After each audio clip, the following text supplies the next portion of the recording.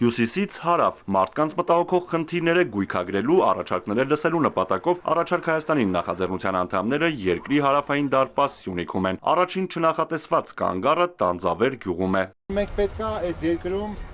դրական փոփոխություններ անենք, որ համ ձեր գործերը լավ լինի, համ քաղաքի գործերը լավ լինի։ Այդ փոփոխությունները անելու համար պետք է անպայման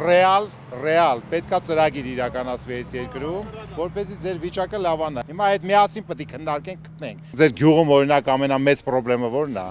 որ լուծված չի, կամ 2-3 կարևոր խնդրեմ։ Խնդիրներ շատ կա։ Ահա։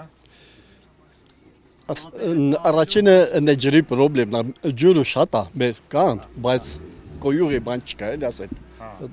Ջրի հարցն է մեր հիմնականում։ Հարցերից մեկը ջրի հարցն է։ Մեկը մեխանիզմի հարցը, եթե հնարավոր է գյուղի մեխանիզմ տրամադրվի։ Գյուղացիները դժգոհում են նաև, որ ճանապարհների փոփոխությունից հետո Տաթև Լծեն Կապան միջպետական երթուղին իրենց գյուղով է անցնում։ Հիմնականում անասնապահությամբ են զբաղվում եւ կենդանիներին արոտավայր տանելիս անցնում են միջպետական ճանապարհով։ Այս ընթացքում մանր ու խոշոր անասունների վրաերթի բազմաթիվ դեպքեր են գրանցվել։ Բայց ես որ ճանապարհը ստեղով է, շարժը գոնե ավելի լավ չի։ Չէ, մեզ պետք է չի։ Որը մեջ 5-ից խոշոր է քչում մեքենայից։ Ինքնա խափել եմ, ասալ ժամանակավոր օգտություններ նախագիծը ներքևով է։ Հետո մաշինները 5 տարի խափում եմ։ Բնակավայրեր ու ներս սովորանցում է։ Միջպետական ճանապարհը արագաչափ արտադիր տեղադրվի։ Նշանը կա, բայց ամեն անգամ չի արագությունը չափով կա կամ Հասկանալի է։ վերացնող կա, դա մարդ կա, նայում է նշանը քշում, բայց արագաչափին ինչքան գիտեմ իրանց զսպողական։ Այո։ Գյուղը 60 բնակիչ ունի, հիմնականում տարեցներ են, դպրոցում էլ 7 աշակերտ է սովորում, աշխատանք փնտրելու համար մարդիկ Կապան, Քաջարան ու Երևան են մեկնել։ Սյունիքի մարզկենտրոն Կապան քաղաքն է։ Այստեղ նախաձեռնող խմբին սպասում էին բազմաթիվ հարցեր ու առաջարկներ։ Որպես հանքարդյունաբերական երկու հսկաների ազդակիր համայնք կապանցիներին հիմնականում հետաքրքրում է բնապահպանական ու առողջապահական խնդիրը։ Հիմա մենք ինչ ենք առաջարկում, մենք ասում ենք այն բնակիչները, ովքեր որ ապրում են Պոչամբարի հարակից բնակավայրերում, իրանք առնվազն ոչ թե պետք է բարի կամքի դրսևորմամբ օրինակ 40,000-ներ ստանան, անունն էլ դնեն հիմնադրամի կողմից, այլ իրանք պետք է հավասարեցվեն այն պայմաններին, որ արտոնյալ պայմաններով անձին արտոնյալ կենսաթոշակի իրավունք է տալիս։ Այսինքն իրենք պետք է հատուցում ստանան կոնկրետ Պոչամբարի առկայության պայմանավորված։ Տվյալ արտադրական ցիկլում ընդգրկված աշխատակիցները մի քանի տասնյակ տարիներ հետո ունենում են այնքան լուրջ առողջական խնդիրներ, որ իրանց ստացած տարիներով կուտակած գումարները, ստեղծած գույքը ստիպված են լինում վաճառել, որպեսզի իրանց առողջական, նյարդային, չգիտեմ, տարբեր աստիճանի, տարբեր բնույթի առողջական խնդիրները լուծեն։ Կա ԱՊՀ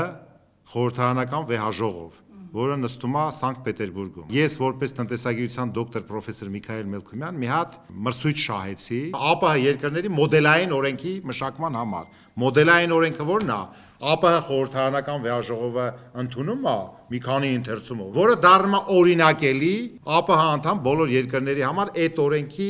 ընդունման համար։ Ես շահեցի Լեռնահանքային արդյունաբերության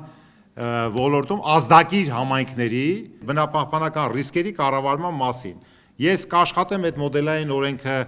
ուրեմն մեր պարլամենտում էլ կա, ձեզ էլ կուղարկեմ, որտեղ բոլոր ձեր ասած խնդիրները,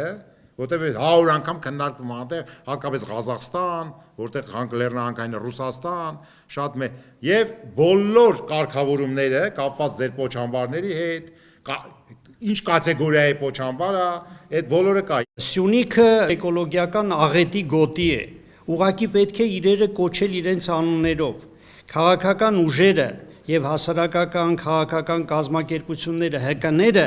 պետք է այդ պլատֆորմի շուրջ միավորվեն։ Պետությունը պետք է Սյունիքը դիտարկի ոչ թե հանքավայր, այլ բնակավայր, ասում են կապանցիները։ Նրանց մտահոգում է նաև Պոչամբարների եւ գործարանների պատճառով բնությանն ու ջրային ռեսուրսներին հասցվող վնասը։ Խնդիր են տեսնում նաև հանքարդյունաբերության համար վճարվող հարկատեսակների հարցում։ Ամբողջ աշխարհում ուսումնասիրված է,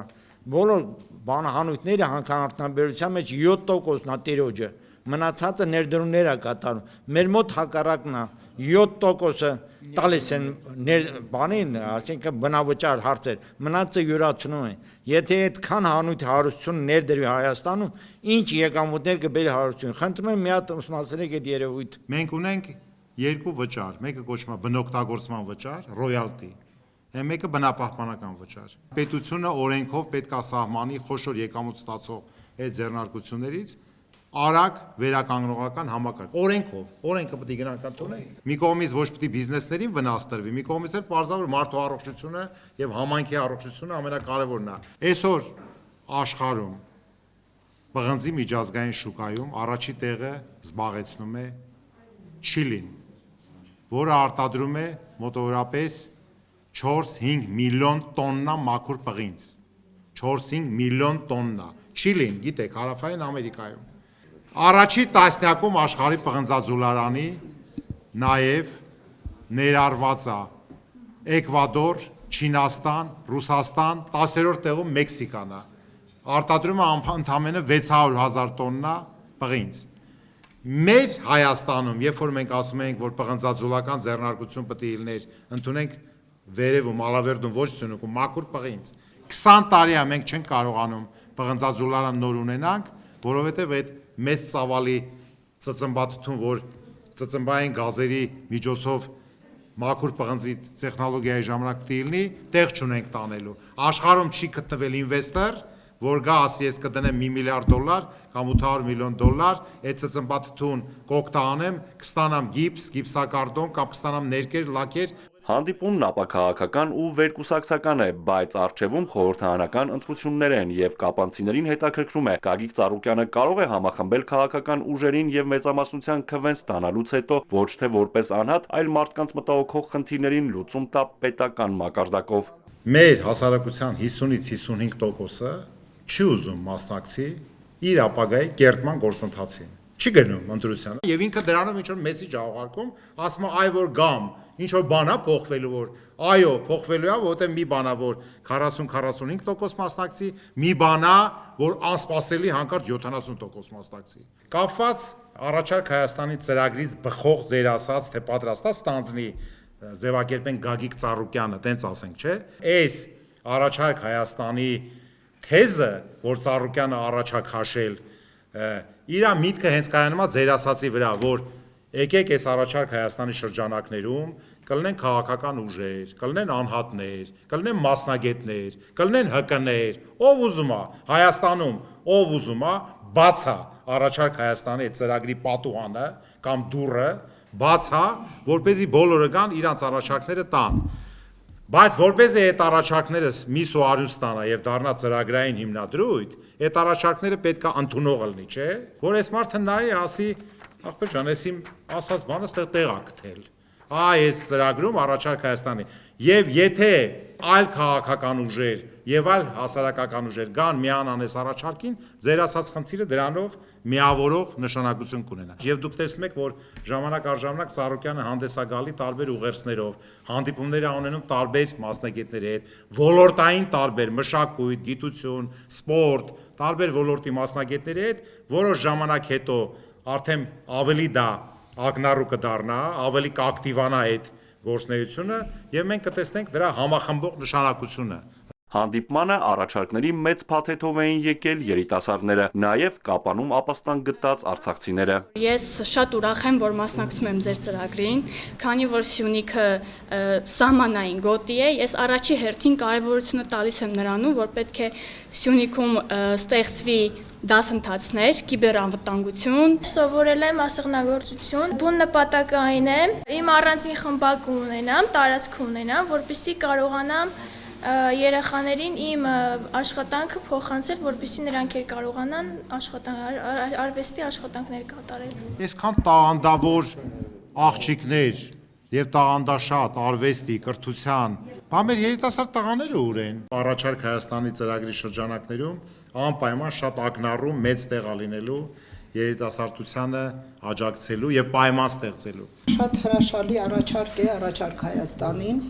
որին մենք շատ ջերմ արձագանքում ենք եւ արդեն որոշակի մենք բաներ ունենք պատրաստած ձեզ արդեն կոնկրետ առաջարկելու։ Ամենակարևորը, որ մարզերում երիտասարդությանը նպաստեն, որ նրանք կարողանան իրականացնել իրենց երազած ծրագրերը։ Գիտեք, որ Գագիկ Ծառուկյանը մշտապես երկար տարիների ընթացքում